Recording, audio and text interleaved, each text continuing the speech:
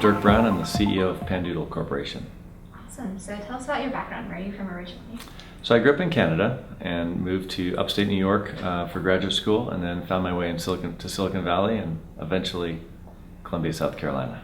Okay, that's fantastic. So how exactly did you connect with the university to begin with? Did they reach out to you? Did you reach out to them? You know, I have a passion for commercializing intellectual property. So I like taking technology that I own and finding ways to embed it into the marketplace.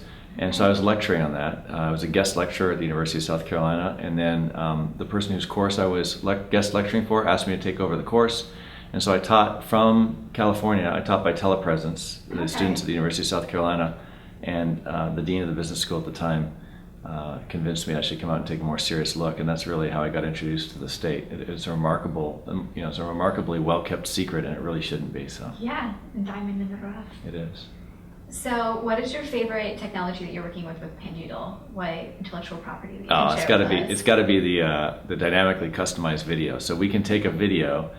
You can be watching a YouTube video, and I can be watching the same video, and yours. The brand placement or the images in that video, we use computer generated image technology, so we can swap out the images in the video. So your version of the video might have a De Beers diamond ad on the truck driving by. Mine might have Carolina Ale House or something more appropriate for me. Okay. So where did this idea initially come from? Was it just something thinking about, So my passion is to find really big problems in big markets that are ripe for disruption through technology. And so I looked at the medical device space. We have an aging baby boomer population. I looked at some of the other internet business models. I looked at electronic commerce. I was looking at digital mobile couponing, biometric security, and I just kept coming back time and time again that if you look at the way consumers are absorbing media on the internet, we're all looking at pictures and video, right? So even if you're going to read an article, there's a 94% higher chance you'll read that article if it's got a picture in it. So we like pictures and we like videos, and we don't like ads. So how do you make money on online, digital media, either on your mobile device or on the internet? And so I thought about that for a while and came up with some ideas and started to talk to some folks in the space that thought those ideas were good, worthy of starting a company. So it's just looking for big problems to solve and found one.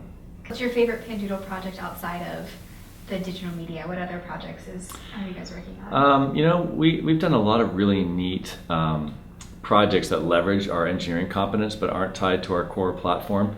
There are a couple that have been fun. One was we installed all the video hardware and software video content for Goofy's Playhouse in Tokyo Disneyland. So it's the most heavily trafficked attraction in Disneyland in Tokyo. So if you go there and you shoot little paint balls at Goofy in his playhouse, that's our software running that. Okay. We also work with Google and Hasbro on the Tango project, so the new generation mobile devices. And we did some really cool stuff with the Transformers breaking into the Moscone Center in San Francisco in an augmented reality set. So we get to tie the creative and the tech together in those kind of projects. They're awfully fun. So is starting a business something that was always kind of in the plan? I started off as a total gearhead. I was a very, very techie. My PhD is in material science and engineering, solid state physics. I really wanted to be a physics professor. So it certainly wasn't in the plan at that stage of my career. But I have to tell you, I moved to Silicon Valley early in my career. I got the sort of the energy that came out of the building new ventures. And once you do it once, it's just such a powerful experience to really feel like you're changing the world in a much more meaningful way than you can do otherwise, that I've never looked back. So once I understood what it was all about to build companies, I've never looked back. Okay. Was there ever a make or break moment when starting a company or multiple companies or anything that stands out? Sure. There are many of them. I'm trying to rack my brains to think which one is the most interesting to you. So I've never run a company, nor have I ever met any of my colleagues that have run a company that played out the way they expected it to. Yeah. You always get really excited at the very beginning. You've got a great business plan. Some of your assumptions are not valid. Bam, you hit a wall. You figure out how to go around it. It's more often, a good startup CEO's, the good test of a startup CEO is to understand what they do when they crash into that wall, because everybody crashes into it. We crashed into it a few times. Our first market that we went into was animation market, actually, because it was an easier technical problem to solve. And we were just moving along. We were very competitive. We went into the venture capitalists and showed them how much more competitive we were than all the other companies that were doing customized animation. And the venture capitalists looked at us and said, well, that's cute, but the market's not near big enough for us to be at all interested. And that was sort of a make it or break it moment. We had to sit down and say, okay, so the market's not big enough for us to build the company we really want. Do we build a lifestyle business in this very successful company, or do we double down and go for live action media and advertising? We based on our personality, we doubled down, and we haven't looked back since. Was it an easy transition going from what the venture capitalist said you should do and what you thought you should do?